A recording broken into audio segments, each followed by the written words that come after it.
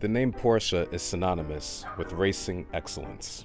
When we think of Porsche racing, we think of the 718 RSK, 356 Speedster, the 917, and we also think of cars like the 908, which made a pivotal impact on the racing circuits of Le Mans.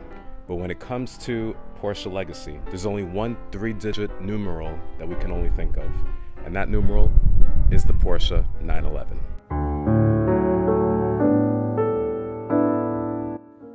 The Porsche 911, especially the 1980s cars with the whale tail and the impact accordion bumpers, are some of the coolest, sleekest cars that ever came out of Zuffenhausen. The Fuke wheels made the car iconic, but there's nothing more captivating than the coupe silhouette that looks fast as it's standing still.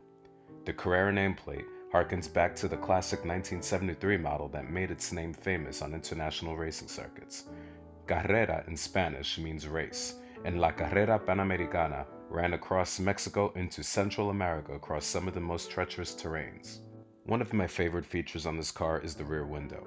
On F-body 1964 to 73 model long hood cars, that window props open with a rear hinge latch. The mirror bras are a nice touch. Michelin's are my tire of choice for everyday usability, performance, and longevity. The interior is appointed with luxurious features and it coordinates well with the exterior paint finish. Everything looks added in over time because these cars are carrying the same design from 1964. The seats are supremely comfortable in comparison to today's so-called sport seats that are as stiff as a bench press at your local Equinox. The back seats fold down to a usable shelf where I can throw luggage for my next weekend getaway. For drivers, there is more than enough headroom and 360-degree visibility.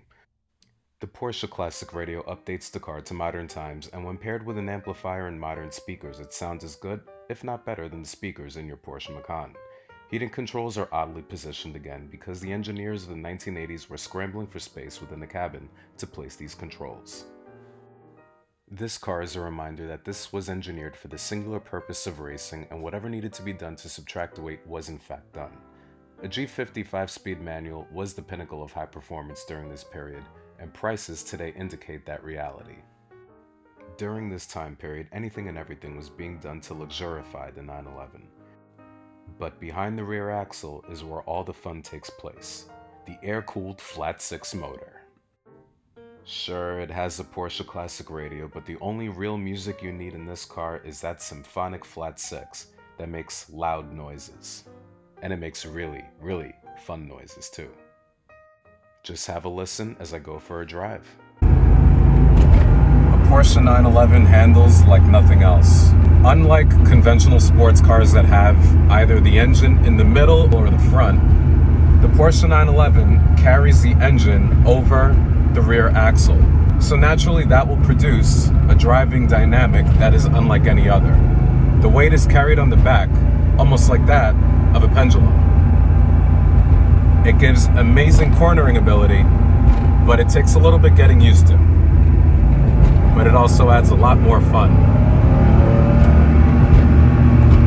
And that engine note is incredible. So yes, it may be loud, controls may be hard to find, operating the heat and AC may be a chore, and realistically, you only have space for two.